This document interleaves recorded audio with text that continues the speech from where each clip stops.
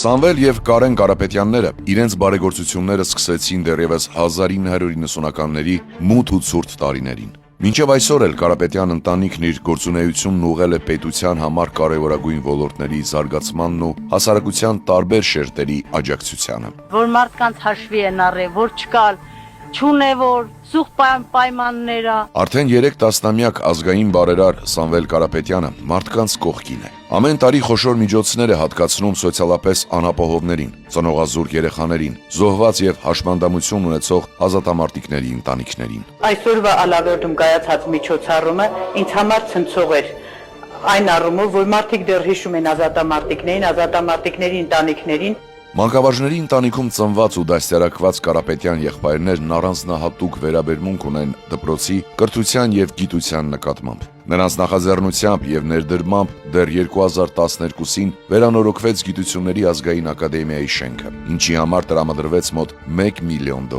Ոլորտի նկատմամբ հոգացությունն ու ներդրումները արվել են նաեւ այլ ուղղություններով։ Սամվել Կարապետյանը կրթաթոշակներ է տրամադրել բարձր առաջադիմությամբ ուսանողներին, Արցախի ու Ջավախքի ուսուցիչներին։ Որպես օրինակ, միայն 2012-ին նման նախաձեռնության համար տրամադրվել է $270,000։ Ծրագիրը շարունակվել է ամեն տարի, աջակցությունը տարեց տարի ավելացել։ Արդեն ավանդույթ դարձած ծրագրերից է առաջինից 5-րդ դասարան հաճախող երեխաներին գրենական պիտույքներով լի պայուսակների եւ վերջին զանգի հանդիսությունների կազմակերպման համար գումարների տրամադրումը։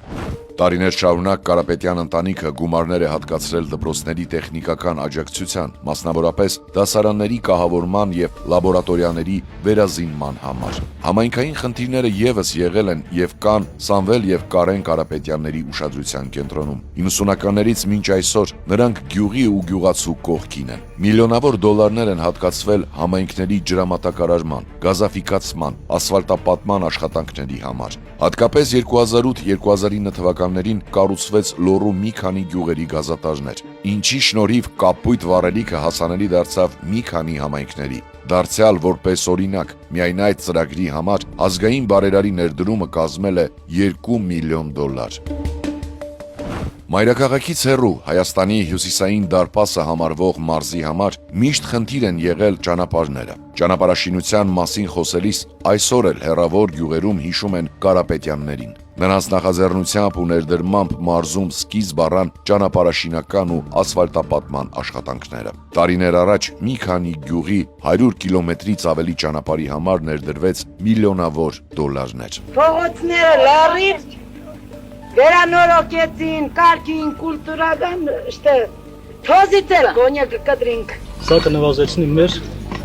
հոսքը դեպի ուրիշ երկրներ։ Արտագաղթը կանխելու նպատակով դեռ 2008 թվականին Լոռու մարզում գործարկվեցին Տաշիր կարի ֆաբրիկան եւ Տաշիր կաթ արտադրամասը, աշխատանքով ապահովելով հարյուրավոր մարդկանց։ Կարևոր է, որ Տաշիրում լինի այս նմանատիպ շատ աշխատանքի տեղեր, որովհետեւ շատ կանայք տանը նստած ցանկանում են աշխատել։ Մի քանի այսպիսի գործարաններ որոնն են շատ լավ կլինի։ Պետության գրեթե բոլոր ոլորտներում տեսանելի է Սամվել Կարապետյանի ներդրումը։